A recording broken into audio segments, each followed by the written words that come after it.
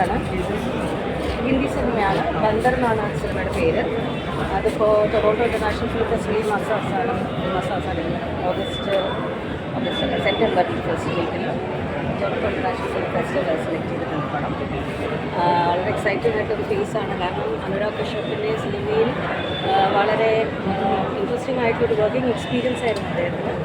ഇനിയിപ്പോൾ ആ സിനിമയെ റെപ്രസെൻറ്റ് ചെയ്തുകൊണ്ട് ഈ പറയുന്ന പോലെ അന്താരാഷ്ട്ര ചലച്ചിത്ര വേദികളിൽ ചെല്ലാൻ പറ്റുക എന്ന് പറയുന്നത് ഏതൊരു ആക്ടർക്കും എക്സൈറ്റിംഗ് ആയിട്ടൊരു ഫീൽസാണ്. സോ അത് സന്തോഷമുള്ള കാര്യം. ഒരു ഡയറക്ടോറിയലിനെ കുറിച്ചൊരു അപ്ഡേഷൻ പറഞ്ഞിട്ടുണ്ടായിരുന്നു കുറച്ച് ഇൻ്റർവ്യൂസിൽ കുറച്ച് മുന്നേ. അതിൻ്റെ അപ്ഡേഷൻ എന്തായാലും ഇല്ല, അങ്ങനെ ഒരു സംസാരം നടക്കുന്നുണ്ട്.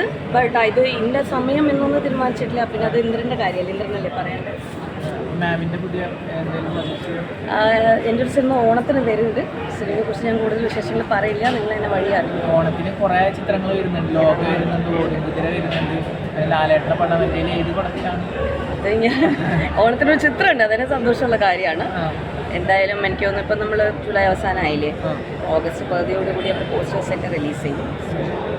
പോസ്റ്റർ കാര്യങ്ങളൊന്നും റിവീൽ ചെയ്തിട്ടില്ല, ഇപ്പോൾ റിവീൽ ചെയ്തിട്ടില്ല. പിന്നെ അതുപോലെ തന്നെ മകളൊരു സോങ്ങൊക്കെ ഭയങ്കര വൈറലായിരുന്നു, എമ്പുരാനിലെ. അതിൻ്റെ എങ്ങനെ വിശേഷങ്ങളായിരുന്നു? അന്ന് ആ സമയത്ത് രാജുവേട്ടനാണ് ഇതിൻ്റെ റേറ്റിംഗ് എഴുതിയെന്ന് അറിഞ്ഞിട്ടുണ്ടായിരുന്നില്ല, അറിയാതെ തന്നെ പാടിയെന്നൊക്കെ പറഞ്ഞിട്ടുണ്ടായിരുന്നു. പൃഥ്വിയുടെ പാട്ടാണ് സോങ് റൈറ്റിംഗ് പൃഥ്വിയാണ് ചെയ്തിരുന്നത്.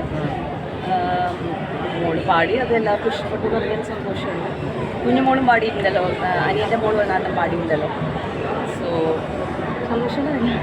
ഇന്നലെ പ്രതീക്ഷിക്കാം നമുക്ക് ഇന്ദ്രയത്തിൻ്റെ ഒരു ഡയറക്ടോറിയൽ 2026 തന്നെ നിങ്ങൾ ചോദിക്കണം പ്ലീസ്.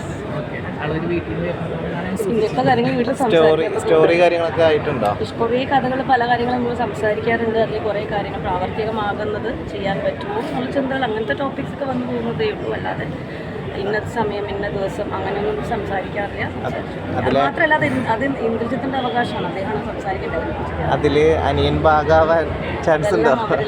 എനിക്ക് അതിനൊന്നും പറയാനുള്ള രീതിയിലൊന്നും ആയിട്ടില്ല, അങ്ങനെയൊന്നും ആയിട്ടില്ല. പിന്നെ ഭൂരിപക്ഷം ഇത് ഈ ഓൺലൈൻകാർ തന്നെ, നിങ്ങൾ തന്നെ ഒരു കാര്യം പറഞ്ഞ് ന്യൂസ് ഉണ്ടാക്കും, പിന്നെ അതിന് ഞങ്ങളൊരു സ്പോട്ടിൽ കൊണ്ടിട്ടിട്ട് ഇതിന് ഇനി ഉത്തരം പറയുമെന്ന് പറയും. അങ്ങനെ ഒരു സാഹചര്യമാണിത് സത്യം പറഞ്ഞില്ല. പക്ഷേ എല്ലാ സിനിമയിലുള്ള ആൾക്കാർക്കും അവരുടെ ജീവിതത്തിൽ പല പല സ്വപ്നങ്ങളുടെ ഒരു ഭാഗം തീർച്ചയായിട്ടും സിനിമയിലെ പിന്നണിയിൽ പ്രവർത്തിക്കണം എന്നത് തന്നെയാണ്. അപ്പോൾ ആ ഒരു ഡ്രീം ഭാര്യയും ഭർത്താവും എന്ന രീതിയിൽ എന്നതിനുമുപരി ഒരു മേഖലയിൽ തന്നെ വർക്ക് ചെയ്യുന്ന ആൾക്കാരാണ് ഞങ്ങളെല്ലാവരും. അത് നമ്മൾ സംസാരിച്ച് പോകാറുണ്ട്. അത് എപ്പോഴെങ്ങനെ ഏത് രീതിയിൽ എന്നുള്ള കാര്യങ്ങൾ അങ്ങനെയുള്ള കാര്യങ്ങൾ സംസാരിക്കേണ്ട ഘട്ടത്തിലായിട്ടില്ല എന്നത് തന്നെയാണ് അതിൻ്റെ സത്യം. രാജേട്ടനൊരു പടം ഇന്നലെ സ്ട്രീം ചെയ്തിട്ടുണ്ടായിരുന്നു, കണ്ടിട്ടുണ്ടായിരുന്നു?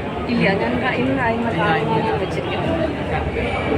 പിന്നെ അതേപോലെ ഒരു അപ്ഡേഷനിൽ തന്നെ അടുത്ത രാജുവേട്ടൻ്റെ ഡയറക്ഷൻ വീട്ടിൽ ലാലേട്ടനായിട്ടാണെന്നുള്ള റൂമേഴ്സ് ഭയങ്കരമായിട്ട് സ്പ്രെഡ് ചെയ്യുന്നുണ്ട്. അതിനെ കുറിച്ച് നിലവിൽ എന്തെങ്കിലും അറിയില്ല, എനിക്ക് സത്യമായിട്ട് അറിയില്ല എന്ന കാര്യമാണ്. Hello, congratulations. ചേച്ചി അടുത്തിരിക്കുന്നുണ്ട്. ഞാനപ്പോൾ അവിടെ വന്നിരുന്നത് ചേച്ചിക്ക് സീറ്റ് പിടിക്കാനായിരുന്നു. പക്ഷേ ചേച്ചി ആ മൂഡിലിരിക്കുന്നത് ഞാൻ നിന്നെ പരിചയപ്പെടുത്താൻ ഞാൻ അറിഞ്ഞു, ഞാൻ ഇന്നറിഞ്ഞു ചേച്ചി വരുന്നുണ്ടെന്നൊക്കെ അറിഞ്ഞു. ഇഷ്ടമായോ? ഞാൻ അതിനെ പറഞ്ഞിട്ടുണ്ട്. ഭയങ്കര എക്സ്പെരിമെൻ്റൽ അപ്രോച്ചാണ്. അത് നമ്മൾ റെഗുലർ കണ്ടീഷനിങ് സിനിമ കണ്ടു കഴിഞ്ഞിട്ട് പെട്ടെന്ന് ഒരു വേറെ സിനിമ കണ്ടു പ്രോസസ്സ് ചെയ്യാൻ കുറച്ച് സമയം. അതിനെ ഞാൻ പറഞ്ഞത്, ഇനിയും നമ്മൾ വീട്ടിൽ പോയി ഇതിനെക്കുറിച്ച് ആലോചിച്ച് പ്രോസസ്സ് ചെയ്ത് ഓരോ കാര്യങ്ങൾ ആലോചിച്ചിട്ടൊക്കെയല്ലേ മനസ്സിലാവും അതിനെക്കുറിച്ചുള്ള അഭിപ്രായം ഉണ്ടാവും.